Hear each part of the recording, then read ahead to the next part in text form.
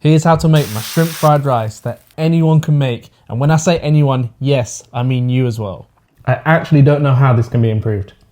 You let me know. Season up your shrimp and add a little bit of bicarb. This is the secret ingredient that will give your shrimp a little bit of a crunch when you bite into it. Leave them to marinate for at least half an hour and then get them all fried up, followed by the white parts of some green onions and peppers. So now it's about working quick. So we get in our eggs and let's scramble them up. And it's at this point that I like to add in some more garlic, because why not? Now we want to enter in our day-old cooked rice. So let's season our rice with some soy sauce, some dark soy, and as we know, just for colour, a little bit of sesame oil, and lastly some white pepper. It's just a little bit more delicate than black. When you're making fried rice, don't worry about the mess, it's gonna happen.